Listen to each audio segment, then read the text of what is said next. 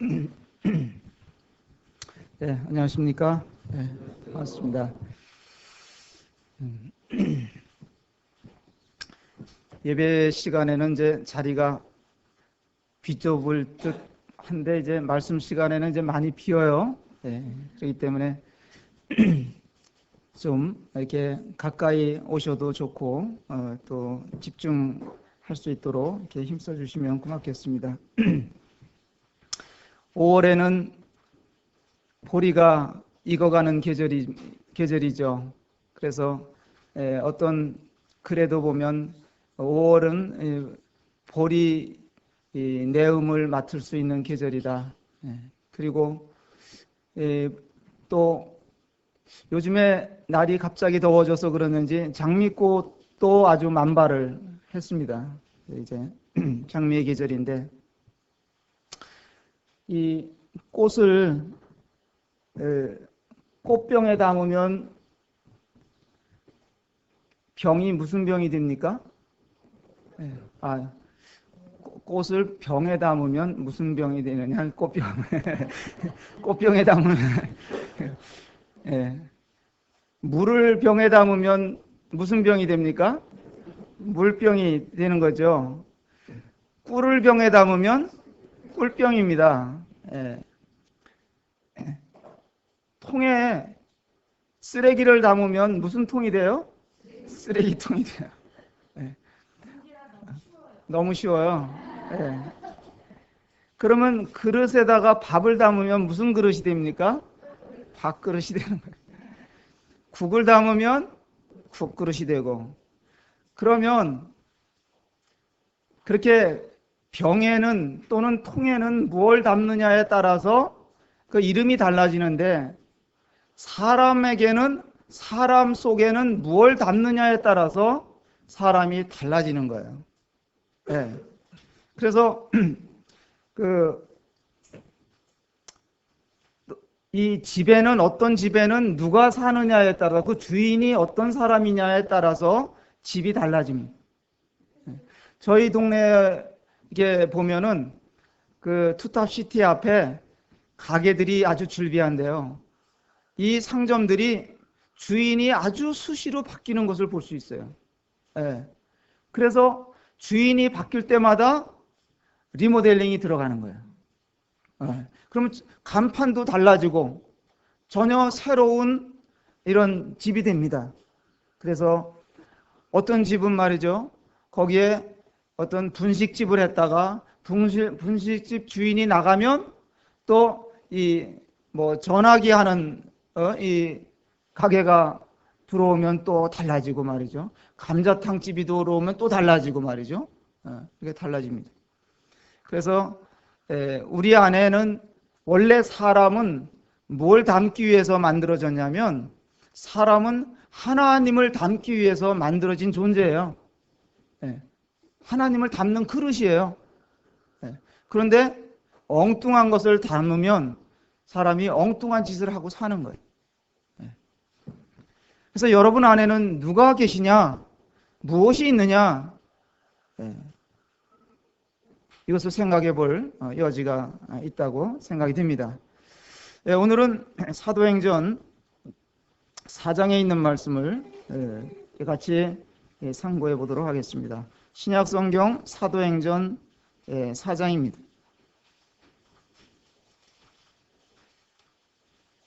4장 1절로부터 쭉 좀 읽어드리겠습니다. 사도행전 4장 1절서부터 저는 옛날 성경으로 그냥 읽어드립니다.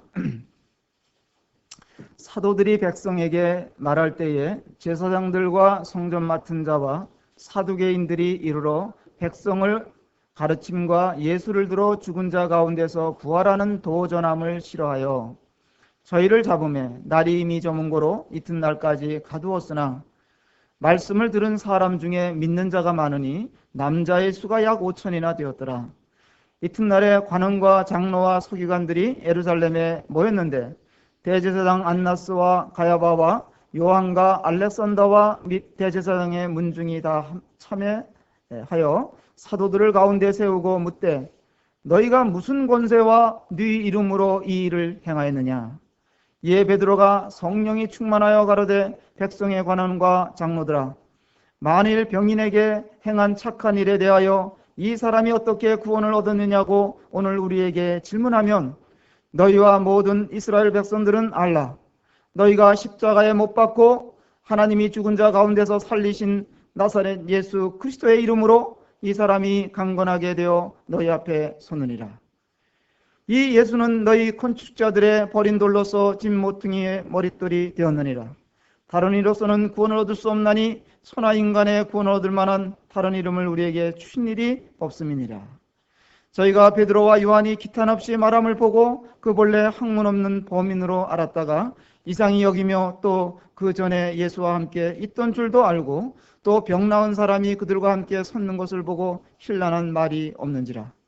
명하여 공회에서 나가라 하고 서로 의논하여 가로되 이 사람들을 어떻게 할꼬?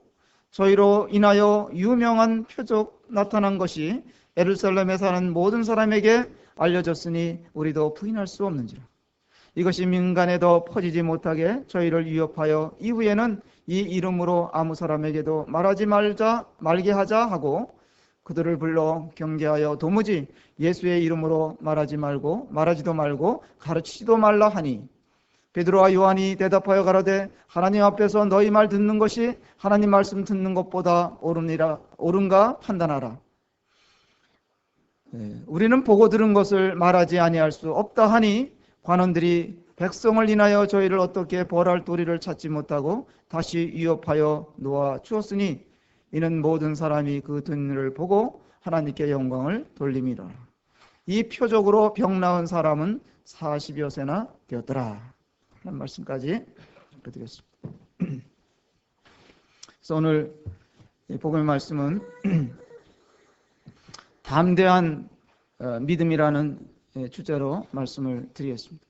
또는 이 복음과 담대한 믿음의 관계에 대해서 말씀을 드리겠습니다. 담대하다 그럴 때 담이 뭡니까? 한방에서는 이 담하면은 쓸개를 이야기하죠. 쓸개가 크다. 그 웅담이라고 그러는데 웅담은 곰에게 있는 거죠. 곰에게 있는 쓸개인데 이건 크면 클수록 값이 나가는 거예요. 여기 혹시 쓸개 빠진 분 계세요? 쓸개 없는 분. 예. 쓸개가 없어도 뭐 사는 데는 또 큰 문제가 없는가 봅니다. 그래서 오히려 소식을 하게 되고 잘하면 건강에는 그렇게 문제가 없다고 생각이 되는데 담대하다는 말은 용감하다는 말이 되기도 합니다. 그래서 이런 용감한 사람, 담대한 사람을 일컬어서 간땡이가 부었다 이렇게도 얘기하고 간이 배 밖으로도 나왔다 뭐 이렇게도 얘기하는데 하여간 이 담대한 사람을 이렇게 이야기할 때는 그 담대하다는 말은 이런 의미도 이제 담겨져 있다고 생각할 수 있습니다. 그런데 보통 사람들이 담대하고 용감해질 때가 있습니다. 언제 그렇게 용감해집니까? 어떤 경우에 사람들이 평소에 말이 없던 사람이 말이 많아져. 행동이 소극적이던 사람이 적극적이 됩니다. 어떤 경우에 그렇게 됩니까? 술 취했을 때 그렇게 되는 거예요. 술 취하면 담이 커지는 것 같습니다. 근데 여기 우리가 사도행전 4장에 보니까 예수님의 제자들이 아주 담대하게 복음을 전하는 것을 볼 수가 있습니다.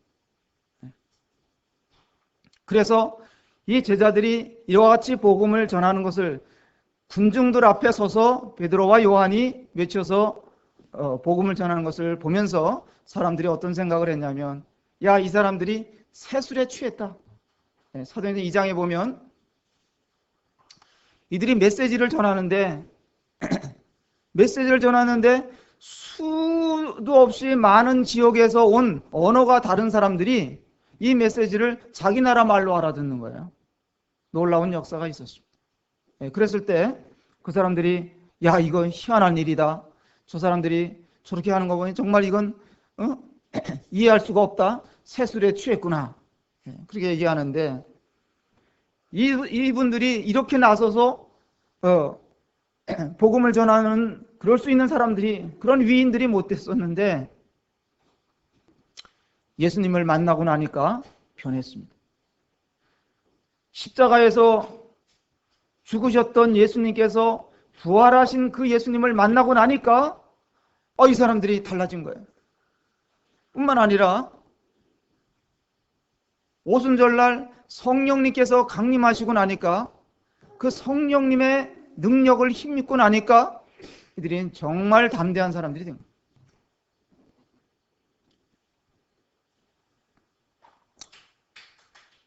왜? 그 1절에서부터 4절까지 보면 이 복음이 뭐냐면 복음이 이들에게 전해지니까 이 종교 지도자들이 화가 났어요. 이 복음이 종교 지도자들을 분노케 했습니다. 1절에 보니까 사도들이 백성에게 말할 때에 제사장들과 성전 맡은 자와 사두개인들이 이 베드로를 제지하는 거예요. 붙잡아다가 제지하는 거예요. 고전의 3장에 보면 성전에 들어가는데 안진뱅이 구걸하던 40세나 된 사람이 그때까지 계속 구걸만 하고 사는 사람인데 베드로가 또 요한이 들어가면서 그 안전뱅이를 예수님의 이름으로 일으켜주는 이런 일을 행했더니 이것을 문제 삼는 겁니다. 그래서 사람들이 언제 담대해지게 되느냐? 세상을 살아가면서도 담대하게 세상을 살 수 있는 사람은 복음을 깨달을 때 담대해질 수 있어요. 예수 그리스도를 만난 사람은 담대해지게 됩니다.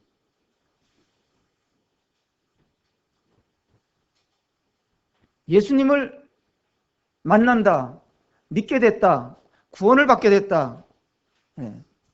이건 놀라운 경험을 하는 것이잖아요.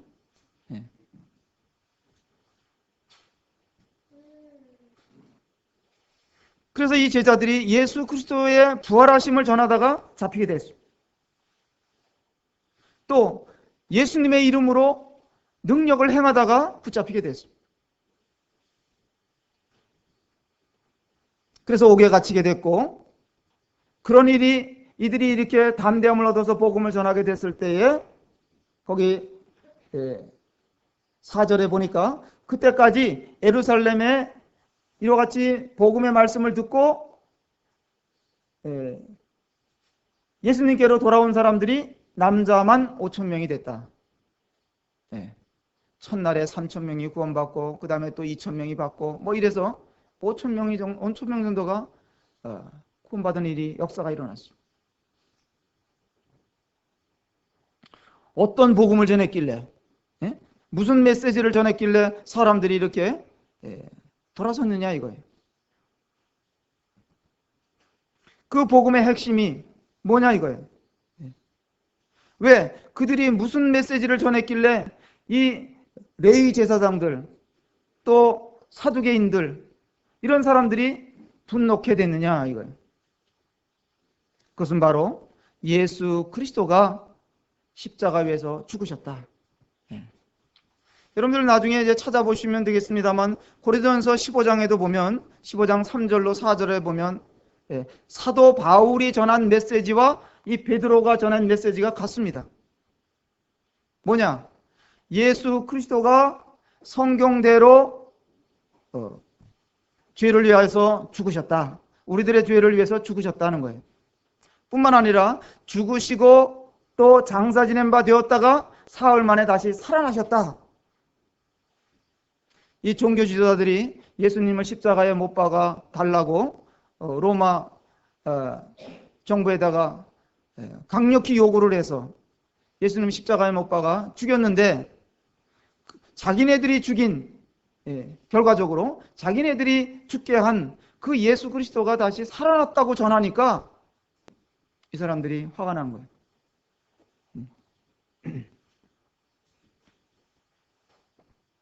복음은 말이죠. 이게 핵심입니다. 예수 그리스도가 누구시냐? 예수 그리스도가 나의 모든 죄를 위해서 죽으셨다. 죽으셨다가 살아나셨다. 이게 핵심이에요. 하나님께서 사람들에게 하나님께로 돌아오려면 하나님께로 돌아오는 데 있어서 조건을 제시해 주셨어요. 그 조건이 뭐냐? 예수 그리스도를 통해서 오라는 거예요. 예수님을 세상에 보내주시고 나서 그 예수 그리스도를 통해서 나에게로 와라. 이게 하나님의 조건입니다. 그러니까 예수님을 통하지 않고서는 하나님께로 갈 수 있는 길이 없어요. 오늘날 세상에 어떤 종교들은 하나님을 믿는다고 합니다마는 예수 그리스도는 부인하는 거예요. 그 사람들은 구원의 길이 없는 겁니다. 여러분들은 이 예수 그리스도를 어떻게 알고 계세요? 이 예수 그리스도에 대해서 여러분들은 어느 정도 소중히 여기십니까? 놀라운 분이잖아요. 그분은 창조주세요. 창조주이신데 사람의 몸을 입고 세상에 오신 분이에요. 그분이 십자가 위에서 우리를 위해서 죽어주셨어요. 내 모든 죄를 그분이 담당해 주셨다는 거예요. 그리고 그분이 다시 살아나신 거예요. 왜 살아나셨느냐? 하나님이 살리셨는데 하나님이 보실 때에 예수 그리스도의 죽음으로 말미암아 온 세상 사람들의 죄가 다 속해졌다. 죄값이 지불된 걸로 보신 거예요. 그래서 예수님 살리셨어요. 충분하다고 보신 거예요. 근데 이게 그 예수님을 그들이 증거하면서 다시 부활하셨다고 증거하니까 사두개인들이 참을 수가 없었어요. 사두개인들이라는 사람들은 부활이 없다고 주장하는 사람들이에요. 내세가 없다고 생각하는 사람들이에요. 오늘날도 보면 이게 복음이 전해질 때마다 항상 두 부류로 나눠집니다. 한 부류는 반대하는 자들이에요. 예수 그리스도를 믿는 것을 반대하는 자들이에요. 또 한 부류는 그 사실을 믿는 자들입니다. 여기 5,000명이나 되는 사람, 예루살렘에 사는 사람들 중에서 그때까지만 해도 5,000명이나 되는 사람들이 믿는 자 편에 섰어요. 믿었어요.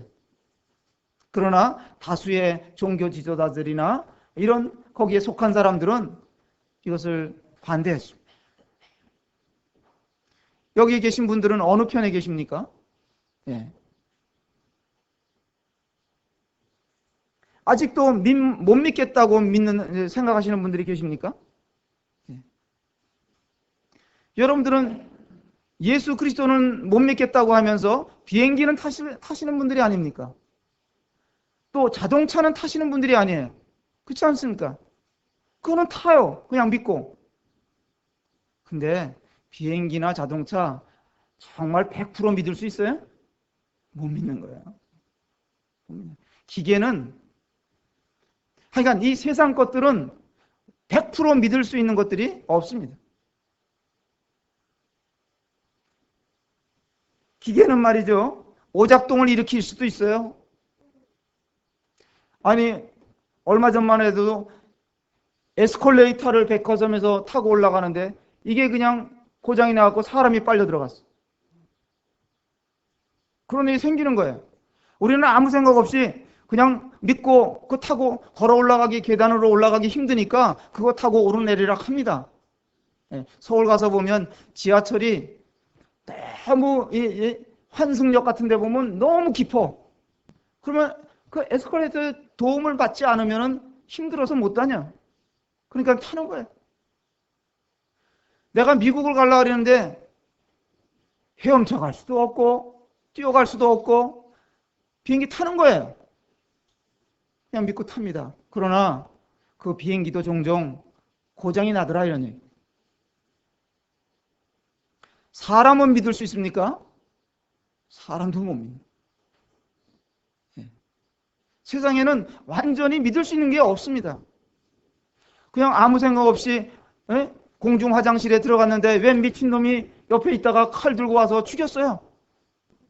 믿을 수 있습니까? 사람을. 100% 믿을 수가 없어. 그러나 우리는 그냥 통계적인 것을 의지하고 살 수밖에 없는 이런 세상에 살고 있지 않습니까? 사람은 다 거짓됩니다. 그러나 성경과 예수 그리스도는 진리세요. 진리입니다. 변하지를 않아요. 성경 말씀이 바뀌는 거 보셨습니까? 세상에는 여러 가지 과학 잡지라든지 말이죠. 이런 역사책이라든지 이런 것들은 나중에 쓰여진 책에 의해서 내용이 수정이 되고 그렇게 되는 것들이 많아요. 그래서 성경은 바뀌지 않습니다. 왜? 진리이기 때문에. 예수님도 바뀌지가 않습니다. 그분만이 생명인데 사탄이 자꾸 사람들을 속이는 거예요. 사람들을 이용해서 이 복음의 말씀을 못 듣게 하고 복음의 성경 말씀을 오해하게 만들고 그렇게 하는 거예요. 그래서 이 제자들이 전한 복음이 이 예수 그리스도의 죽으심과 부활의 이 말씀을 전하는 이 메시지를 사두개인들이 받을 수가 없었습니다. 그럼에도 불구하고 5절 이하의 말씀을 볼 것 같으면은 성령이 충만한 이런 제자들이 계속해서 복음을 전하는 겁니다. 전하지 못하게 해도 전하는 거예요. 이 베드로는 사실 알고 보면 정말 미천한 어부에 불과한 사람인데 이런 사람이 그 나라의 고관들 앞에서 담대하게 전하는 거예요. 요즘 말로 하면은 신학도 안 한 사람인데 복음을 전하는 거예요. 너무나 확신에 찬 메시지를 전하는 것입니다. 그러면 13절에 가서 보세요. 13절에 보면 저희가 베드로와 요한이 기탄 없이 말함을 보고 그랬습니다. 기탄 없이 말하는 거예요. 거칠 게 없는 거예요. 어려움이 없는 거예요. 여러분들 경험한 것에 대해서 경험한 것은 기탄 없이 말할 수 있죠. 내가 경험한 것은 어려울 게 없어요. 주저할 것이 없이 말할 수 있는 거예요. 이 제자들은 부활하신 예수님 십자가에 못 박혀 죽으시는 것을 봤어요. 너무나 절망스러웠는데 그 예수님이 3일 만에 부활하셔갖고 자기들 앞에 탁 나타나시는 것을 보고 그들은 놀랐습니다.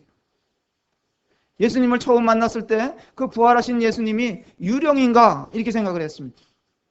그런데 예수님께서 너희들 손을 내밀어서 이 못자국을 만져봐라. 여기 뭐 먹을 것이 있느냐? 줘봐라. 생선을 드려보니까 섭주시는 거예요. 그런 예수님을 여러 차례 만났습니다. 그리고 성령님께서 그들에게 임하셨을 때에 놀라운 변화가 일어난 것입니다. 그래서 복음을 확실히 알고 있는 사람, 구원의 확신이 있는 사람은 두렵지를 않아요. 세상 살아가는데. 어떤 죽음의 문턱에 와도 정말 구원받은 사람은 두려움이 없는 것입니다. 혹 세상을 살다가 고난을 당해도 그렇게 그걸로 인해서 요동하지를 않습니다. 어떤 상황에 처해도 자기를 지켜주시는 주님이 계시다는 것을 압니다. 그런 분은 하나님을 의지하고 또 하나님을 바라보고 말씀을 붙들고 따라가면서 사는 그런 사람들입니다. 세상에는요, 파스칼이라는 유명한 그런 학자가 세상에는 세 부류의 사람이 있다, 그렇게 이야기를 했습니다. 첫 번째는 어떤 사람이 있느냐 하면 하나님에 대해서, 성경에 대해서, 영원한 세계에 대해서 전혀 관심 없이 사는 사람이 있어요. 그런 부류들이 있어요. 이런 분들은 세상을 살아가면서 제 아무리 유식하고 고상하고 위대하다고 자처해도 성경은 그런 사람들을 어리석은 자들이다. 어리석은 자들이라 했습니다. 하나님께 대하여 무지하고 관심을 갖지 않은 그런 사람들은 어리석은 사람입니다.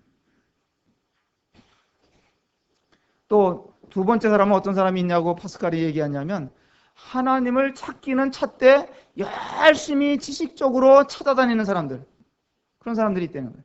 종교적에 매여서, 종교적인 것으로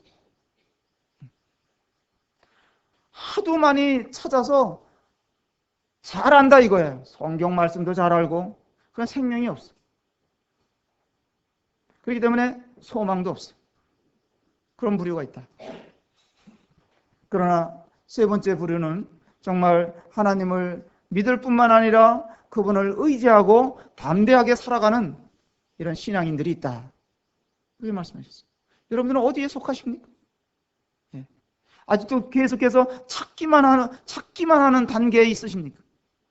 아니면 이미 발견하셨고 예수님을 만나셨고 말씀이 내 마음 가운데 들어왔고 심겨졌고 그래서 구원의 확신을 가지고 사십니까? 오늘이라도 난 이런 확신 가운데 살아야 되겠다. 그렇게 다짐을 하시고 성경 말씀, 구원에 대한 말씀 한두 구절만이라도 붙잡으세요. 그러면 흔들리지 않습니다.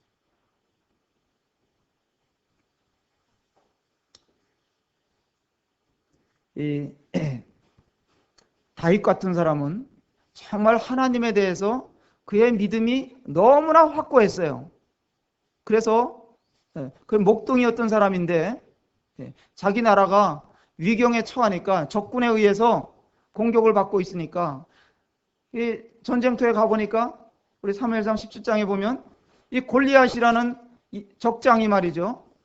하나님을 모욕하고 믿는 자들을 멸시하고 그런 자기가 보통 사람들보다도 배나 신장이 크고 이러니까 아주 의시되면서 별소리를 다 하는 거예요. 근데 이 다윗이라는 사람은 어린 소년이었어요. 청년이었어요. 그런 하나님에 대한 믿음이 확실했기 때문에 저런 사람, 하나님을 모욕하는 저런 사람은 내가 용납할 수 없다. 그래서 물맷돌 5개 들고 나갔던 거 아닙니까? 그러니까 막대기 하나 들고 물맷돌 하나 5개 들고 나오니까 적장이 너무 가소롭다 이거예요. 조롱을 했습니다. 그러나 다윗은 심중에 너가 그렇게 신장이 장대하고 거구지만은 내가 볼 때는 이 관역판이 너무 커서 좋다. 네. 그래서 하나님을 의지하고 하나님을 모욕하고 멸시하는 저 적장을 하나님 손에 맡깁니다. 하고 물맷돌을 냈다 던졌더니만 이마 가운데 탁 박혔어. 뿐만 아니라 그는 정말 그 이후에도 정말 하나님을 위해서 놀라운 믿음의 본을 보인 분입니다. 우리 시편 27편에 가서 한 말씀 보겠습니다.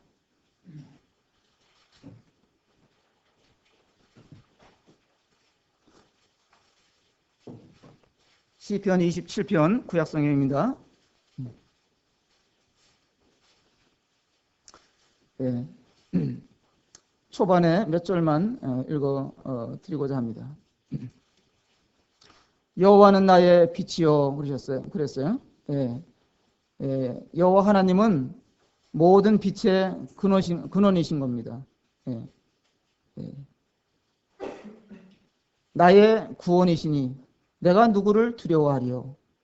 여호와는 내 생명의 능력이시니 내가 누구를 무서워하리요. 나의 대적, 나의 원수된 행악자가 내 살을 먹으려고 내게로 왔다가 실족하여 넘어졌도다. 군대가 나를 대적하여 진칠지라도 내 마음이 두렵지 아니하며 전쟁이 일어나 나를 치려 할지라도 내가 오히려 안녕하리로다. 공포가 없다 이거예요. 염려가 없다 이거예요. 평안하다 이런 의미입니다. 안녕하다. 4절에 내가 여호와께 청하였던 한 가지 일 곧 그것을 구하리니 곧 나로 내 생전에 여호와의 집에 거하여 여호와의 아름다움을 앙망하며 그 전에서 사모하게 하실 것이라. 이런 소망과 믿음을 가지고 있었던 훌륭한 임금이었습니다. 그가 임금이 됐습니다. 다윗의 신앙이 위대한 것은 그가 왕의 자리나 성공이나 승리나 부귀를 구하지 않았다는 것입니다. 그가 오직 원했던 것은 한 가지입니다. 하나님과 내가 이 위대하신 하나님과 함께하고 그 하나님을 만나 뵙기를 원하고 그 하나님과 동행하기를 원하는 마음이 그 마음에 가득했습니다. 4절에 그것을 표현한 거예요. 내 생전에 여호와의 전에 거하기를 원한다. 성전을 이야기하는 것이다. 하나님이 거하시는 곳.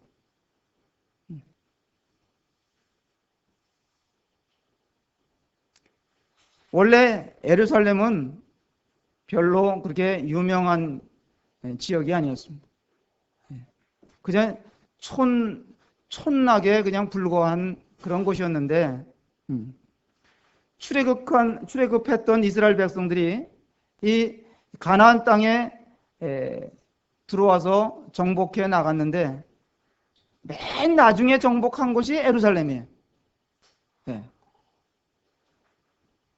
별로 알려지지 않은 그런 곳입니다.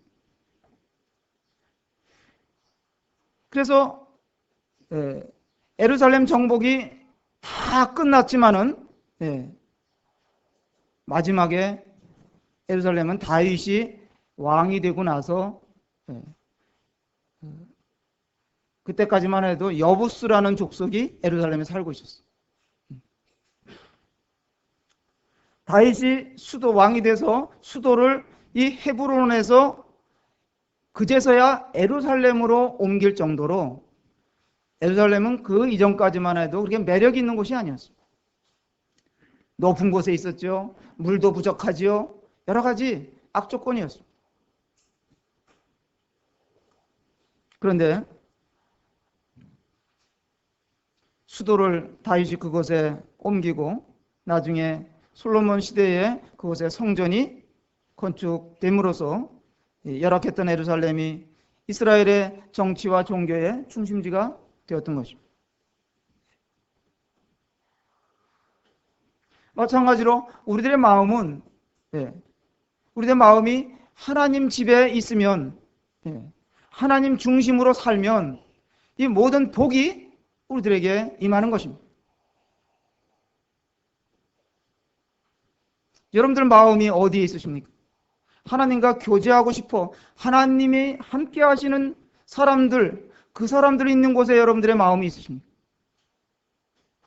그냥 이렇게 주일날 오시는 것이, 여기 성도들이 모여서 예배드리는 이곳에 오시는 것이 그냥 의무적으로 오시는 겁니다. 다른데 특별한 일이 어떤 조금 이런 일이 생기면 그곳에 먼저 달려가고자 하는 마음이십니까? 아니면 이것을 1번에다 놓고 여러분들 이렇게 함께 하시는 마음을 갖고 계십니까? 이곳에 믿는 자들이 함께 하나님과 교제하고 하나님께 예배드리고 그러한 자리에 내가 함께 한다는 것은 굉장한 축복이에요. 소중한 겁니다. 그걸 아셔야 돼요. 그래서 담대한 사람은 하나님과 함께하는 사람이 담대한 사람이고 하나님과 동행하는 사람이 하나님과 교제하고 있는 사람이 담대한 사람. 담대할 수가 있습니다. 그래서 이 제자들이 담대하게 복음을 전한 거예요. 성 3위 중에 한 분이신 성령님께서 임하셔갖고 이 제자들에게 힘을 줬어요. 그래서 그들이 담대하게 복음을 전했던 것입니다. 예수님은 너희들을 위해서 죽으셨다. 또 죽으셨을 뿐만 아니라 다시 살아나셨다. 이걸 외친 겁니다. 성경의 원리는 이렇게 하나님의 말씀을 전하면 반대를 받게 돼 있어요. 사람들에게. 우리는 박수 받기를 기대하지만은 세상은 그렇지 않아요. 왜? 세상은 악한 자에게 속해 있기 때문에, 사단에게 속해 있기 때문에 하나님의 것을 싫어합니다. 하나님 말씀을 받지 않으려고 하는 것입니다. 사단은 지금도 고린도후서 4장 4절에 있는 말씀처럼 믿고자 하는 사람들의 마음을 혼미케 한다. 복잡하게 만드는 거예요. 야, 이건 믿어야 되나? 이걸 다른 것을 먼저 해야 되는데 이래가면서 나중에 믿지. 미루게 만들고. 내가 예수님 믿었다가 큰 손해를 보면 어떡하지? 이런 생각을 자꾸 하게 만드는 거예요.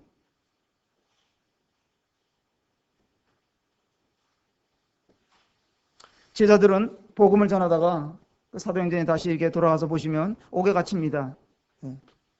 사도행전 5장에도 보면 이들이 옥에 갇혔는데 천사가 와서 그들을 풀어줍니다.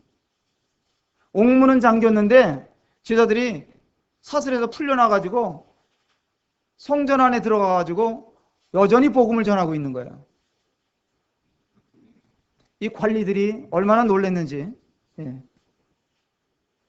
그런 기사가 사도행전 5장에도 나오고 있습니다. 어떤 위협이나 불이익을 당한다 할지라도 두려워하지 않았습니다. 오히려 더 적극적인 모습을 볼 수가 있습니다. 정말 믿는 사람들은 억울한 일을 당해도 그걸로 인해서 보복하려고 하지 않는 것입니다.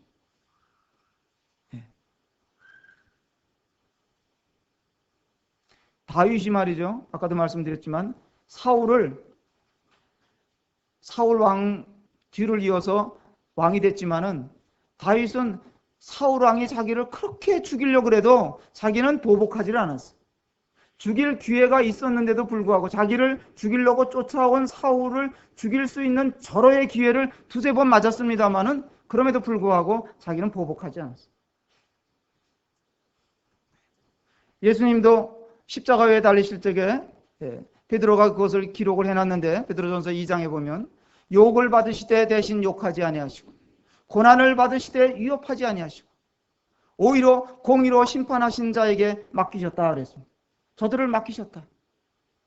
예수님이 십자가 위에서 달려 죽으실 때 예수님을 모욕하고 침뱉고 또 갈대로 머리를 때리고 별짓을 다하는 사람들을 향하여서 예수님이 뭐라 그러잖아요. 그 사람들을 보고 예수님이 십자가에 달려서 피를 흘리며 돌아가시면서까지도 하나님께 뭐라고 기도하셨냐면 아버지여 저들의 죄를 사하여 주시옵소서. 저들이 지금 하는 것은 알지 못하고 그렇게 하는 것입니다. 제가 어제 어떤 우리 학생하고 어제 오후에 교제하면서도 그런 얘기 해줬어요. 알지 못하고 행하는 것으로 주님이 보셨다. 우리 부모들도 자식들이 어려서 속색이고 잘못하고 한다 해서 부모들이 날마다 혼냅니까? 잘못할 때마다 혼내요? 그러지 않잖아요. 어쩌다가 한번 교육 차원에서 혼낼 수가 있어요. 그 전까지만 해도 부모들의 마음은 어떤 마음입니까? 아유, 저놈이 아직 어려서 모르니까 기다려주자. 그때까지 좀 더 크면 나아지겠지. 너도 어른이 돼봐라. 너도 자식을 낳아봐라. 부모가 돼보면 안다. 그러면서 그냥 이해하고 참아주는 것이 부모의 마음 아닙니까? 그 마음이 어디서 온 거예요? 그 마음이 주님에게서 온 거예요. 그 마음이 하나님 마음이에요. 이 세상 사람들이 하나님 앞에서 악을 범하는 것을 이렇게 하나님이 보실진데 그거 그냥 한 번에 다 쓸어버리고 싶은 마음이 얼마나 많이 들겠어요. 그런데 하나님은 기다려주십니다. 우리가 회개하고 하나님께로 돌아오기를 참아주시는 거예요.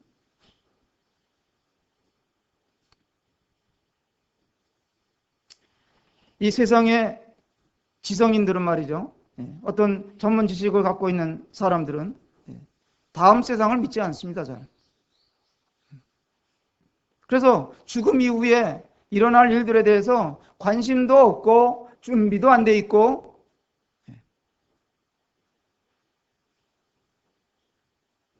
정말 불쌍한 것은 그런 사람들이에요. 어떤 육체적인 장애가 있다든지 말이죠. 가난하게 산다든지 못 배운 것이 그런 것이 문제가 아니에요. 세상에서 부러울 것이 없을 정도로 재물도 많이 가지고 있고 명예도 누리고 있고 지식도 가지고 있고 모든 풍요를 누리고 살아도 하나님을 알지 못하고 관심도 없는 사람은 정말 불쌍한 사람이에요. 그런 사람들이. 세상은 말이죠. 이런 세상은 하나님을 거부하고 대적하는 이런 세상은 우리 영혼을 위해서 아무리 세상의 교육이 잘 돼 있고 그런다 하더라도 그것은 우리 영혼에 있어서는 어떤 도움도 줄 수가 없어.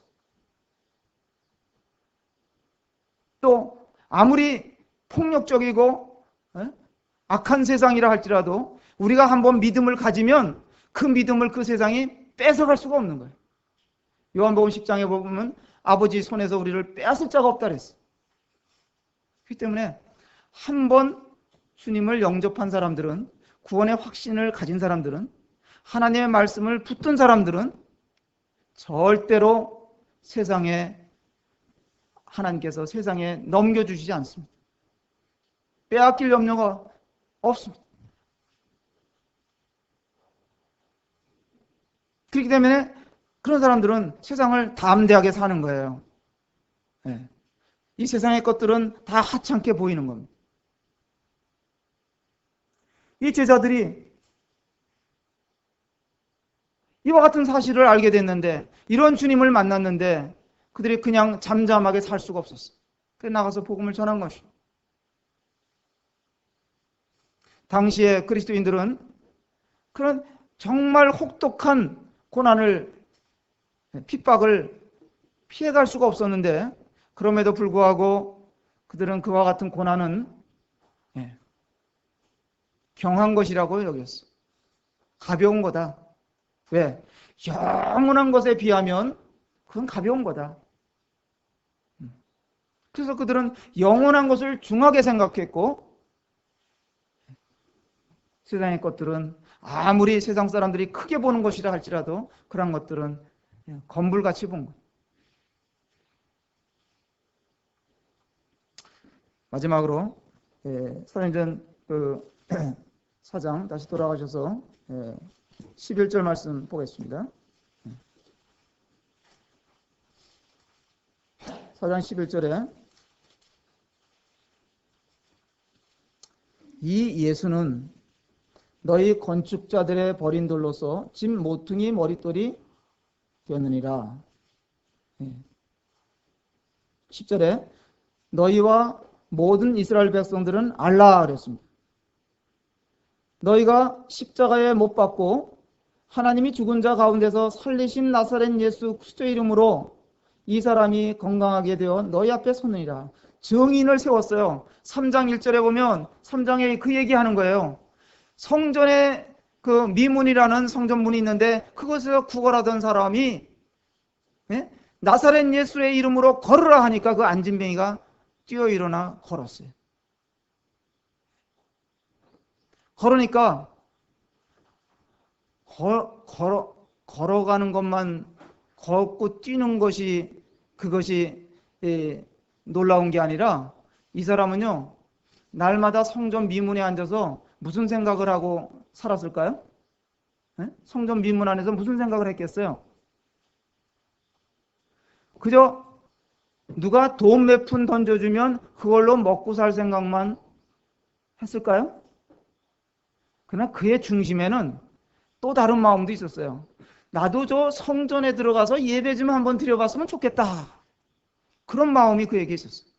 그래서 일어나서 걷게 되자마자 그는 뛰어가면서 제자들 앞에 앞서가면서 성전으로 들어갔어요. 왜냐하면 성전에는 이런 안진뱅이라든지 말이야, 이런 이방인들은 들어갈 수 없었어요. 거기 가서 예배 드릴 수 없었어요. 그 당시에는. 그래서 이 사람이 건강하게 되니까 나도 예배 드리러 가겠다. 성전에 들어간 거예요. 이것 때문에 이 종교 지도자들이 문제를 삼고 이 제자들을 붙잡아다가 옥에 가둔 겁니다. 그들이 전한 메시지 내용은 너희들이 이렇게 해서 구주로 세상에 오신 예수님인데 너희들이 버렸다 이거예요. 십자가에 못 박아 버렸다. 거절했다. 그래서 그것을 표현해서 시편에 있는 말씀처럼 건축자들의 버린 돌이다. 우리 사람들 눈은 굉장히 제한적이거든요. 그렇기 때문에 명품도 잘 못 알아보고 또 정말 중요하고 소중한 것을 무시하고 살기가 쉽습니다. 당시에 이 사람들도 이 종교 지도자들도 하늘로부터 오신 예수 그리스도를 그들이 알아보질 못했어요. 깨닫지를 못했어요. 오늘날도 비슷합니다. 예수님 얘기를 하면 비웃는 거예요, 사람들이. 그저 예수님을 한껏 높여드린다고 하더라도 세상 사람들은 어느 정도냐? 4대 성인 중에 한 분 정도로만 여기는 거예요. 예수님은 그 아니잖아요. 그 이상이시잖아요. 창조주이시잖아요. 만왕의 왕이시잖아요. 영원하신 분이잖아요. 잠시 잠깐 세상에 다녀가신 것.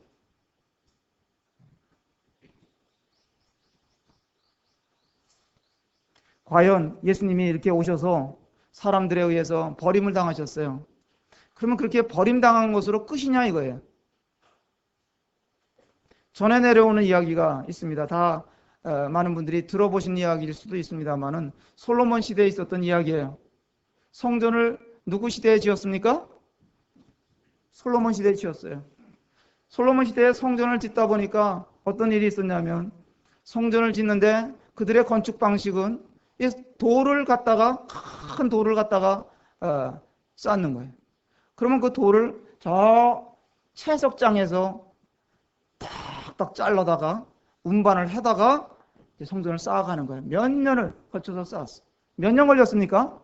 성전 만드는데? 450년. 너무 긴데요? 네, 7년 걸렸습니다. 네, 7년 걸렸어요. 다윗이 자기 궁을 짓는 데는 몇 년 걸렸어요? 13년 걸렸어요. 근데 하여간 몇 년 걸렸던 것이 중요한 것이 아니라 그 얘기 하려고 그러는 게 아니라 하여간 그게 7년 동안 거치면서 계속 채석장에서는 돌 뜨는 사람들이 있었고 운반하는 사람들이 있었고 이것을 쌓는 사람들이 있어요. 어느 날 이 규격이 일정한 돌들을 쌓다 보니까 이상한 돌이 하나 들어왔어요. 작아. 사이즈가 안 맞아. 그래서 이 건축자가 이 돌은 쓸모가 없다. 그래서 예루살렘은 이 높은 산 위에 있잖아요. 750m인가 800m 해발 위에 있어요. 그 예루살렘 뭐 방문해 보시면 알겠지만은 그 성전 밑에 보면 기드론이라는 골짜기가 이런 골짜기가 있어요. 그래서 이 성전 쌓던 건축자가 이 돌은 쓸데가 없다 그래서 굴려버렸어요. 그 성전을 다 쌓고 나서 이제 머릿돌을 놓아야 되는데 채석장에다가 사람을 보내서 연락을 했어요.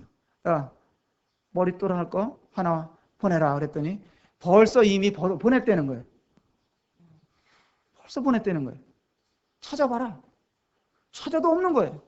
그랬더니 한 나이 많은 건축자가 돌이 하나 그때 올라오긴 올라왔는데 우리가 밀어버렸습니다. 밀어버렸다. 골짜기를 밀어버렸다. 그래서 내려가서 골짜기에 보니까 이끼 덮인 돌이 하나가 놓여 있는 거예요. 그걸 갖다가 머릿돌로 딱 하니까 딱 맞는 거예요. 완성이 됐어요.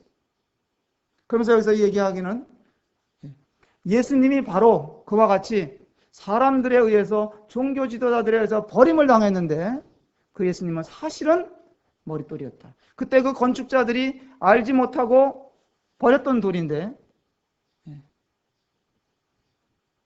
예수님이야말로 유일한 머릿돌이시고 유일한 구원의 이름이신데 저들이 그들을 멸시하고 버렸던 것입니다. 12절에 보면 다른 이로서는 구원을 얻을 수 없나니 소나 인간의 구원 얻을 만한 다른 이름을 우리에게 준 일이 없습니다. 이렇게 나와 있습니다.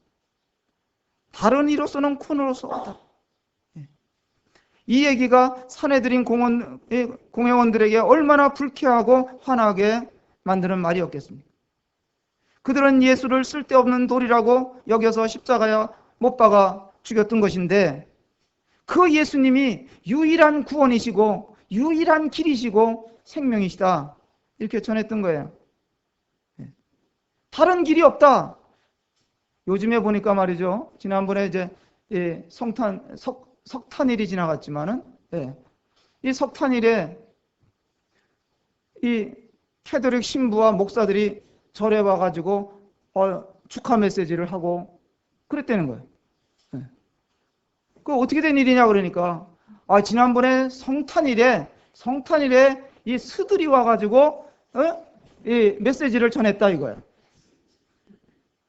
그러니까 답례로 우리도 와갖고 이 목사들이 신부들이 가서 축하 메시지를 주는 이런 일들이 이제 일어나는 거예요. 그러니까 사람들은 뭐라 그러냐? 야, 이거 참 통이 큰 사람들이다. 그래야지. 서로 존중하고 얼마나 멋있냐? 포용력이 있어야지. 그냥 자기만 자기라고 주장하면 되겠느냐?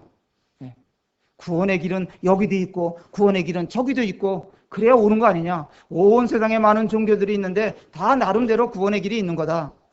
그렇게 사람들은 말하기를 좋아해요. 그러나 성경 어디를 봐도 길이 여러 개라는 말씀이 없어요.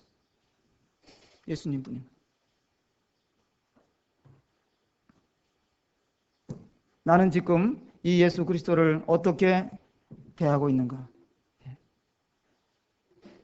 행여나 나는 구원의 확신이 없어서 두려워하거나 또 이 복음을, 이 예수 그리스도를 사람들 앞에서 부끄러워하지는 않는가 생각해 볼 필요가 있습니다. 담대한 믿음으로 우리가 나아가게 될 때 하나님이 우리와 함께 하시는 거예요. 세상은 끊임없이 복음을 전하는 자들을 싫어해갖고 전도하는 자들의 입을 막는 거예요. 아까도 우리 사회하는 형제가 이야기했지만 교묘한 방법으로 입을 막는 거예요. 새하늘과 새 땅이 다른 말로 하면 세 글자는 뭐예요? 신천지예요. 새하늘 새 땅에 대해서 이 얘기를 못하게 입을 막아버리는 거예요. 이 이단들이 설치니까. 영생에 대해서 얘기하면 영생교가 나와서 망쳐버렸어. 구원에 대해서 얘기하려고 그러니까 구원파라는 사람들이 어지럽혀가지고 문제를 일으켰어. 얘기 못하게 만들어요. 이게 다 사단의 작품들이에요. 이때 당시에 이 사단의 앞잡이인 이 종교 지도자들은 말이죠. 믿는 자들을 옥에 가두고 막 이런 일을 했어요. 기독교 역사에 보면 계속해서 믿는 자들을 강하게 사탄은 핍박하는 그런 작전을 구사했었는데 그게 잘 먹히지 않으니까 핍박하면 할수록 그들이 더 강하고 담대해지니까 작전을 바꿨어요. 가라지를 뿌리는 거예요. 유혹을 그리스도인들 앞에다 갖다 놓는 거예요. 그래서 그들의 믿음을 무너뜨리고 그런 작전으로 나오는 것입니다. 우리 보고 독선이다. 왜 예수님만이 구원의 길이라고 말하냐? 그렇게 사람들은 이야기할지 모르지만은 독선이 아니지. 야, 네 아버지가 여기도 있고 저기도 있고 그렇다. 그럴 수가 없는 거예요.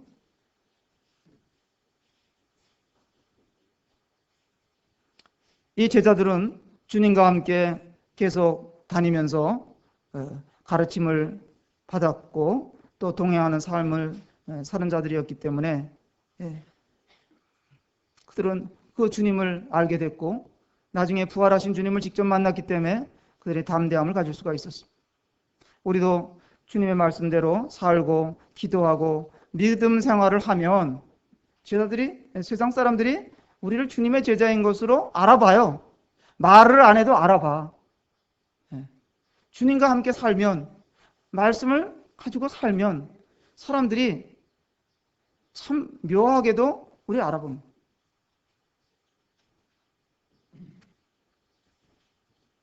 18절 보겠습니다. 18절에 보시면 그들이 불러 경계하여 도무지 예수의 이름으로 말하지도 말고 가르치지도 말라 하니 베드로와 요한이 대답하여 가로되 하나님 앞에서 너희 말 듣는 것이 하나님 말씀 듣는 것보다 옳은가 판단하라. 생각해봐라. 니네들이 전하지 말라고 한다고 해서 니네 말 우리가 듣게 생겼느냐? 우리는 하나님 말씀 들을 수밖에 없다. 그 얘기예요. 왜? 하나님이 더 위대하신 분이고 하나님이 주인이시니까. 세상은 끊임없이 복음 전하는 것을 싫어합니다. 못 전하게 하는 거예요, 이와 같이. 그래갖고 요즘에 보면 뭐 차별금지법이다, 뭐 이런 것들을 이제 시도를 하는 거예요. 뭐 차별금지법이 뭐냐 그랬더니만 이 차별금지법이라는 것은 뭐 동성애가 이거 나쁜 거다 그렇게 얘기해서 차별하면 안 된다는 거예요. 저 사람들한테 저거는 이단이다, 하나님 말씀 잘못 전한다 그렇게 얘기할 수가 없다는 거예요. 그러니까 이렇게 하면은 처벌을 받는다는 거예요.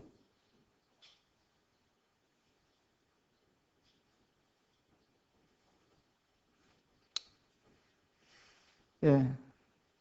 이들이 여기에서 그러나 우리는 너희들이 말하지 못하게 하지만 말하지 않을 수가 없다. 예. 담대한 자들은 주님 안에서 그들은 정말 담대하고 또 협동적이고 복음을 위해서 하나 된 이런 모습을 보입니다. 저 열대지방에 가면 말이야, 열대지방을 여행하다 보면 말이죠, 이 지나가다가 무슨 흙 타워가 이렇게 보여요. 그게 뭐냐면 흙이 이렇게 빌딩이 쌓여져 있어. 어떤 거는 말이죠, 한 2m 정도. 제가 본 것 중에서는 뭐 한 2m 정도가 제일 큰 것 같아요. 또 2m, 뭐 50cm 이런 흙으로 된 탑이 있어요. 그거 뭐 여기저기 있는데 그건 뭔지 아십니까? 개미탑, 개미집이에요. 불개미, 흰개미집이에요. 근데 과학자들이 말이죠, 그걸 가만히 들여다보니까 기가 막히게 만들어졌어, 이게. 그 안에 통로가 오밀조밀하게 돼 있고 그 50도까지 올라가는 그 태양열에 의해 있는데도, 내리쬐는데도 그 들판에서 그 안에 들어가면 개미들이 시원하게 지낼 수 있도록 자연 통풍이 되도록 그렇게 개미들이 만들었어요. 신기하죠.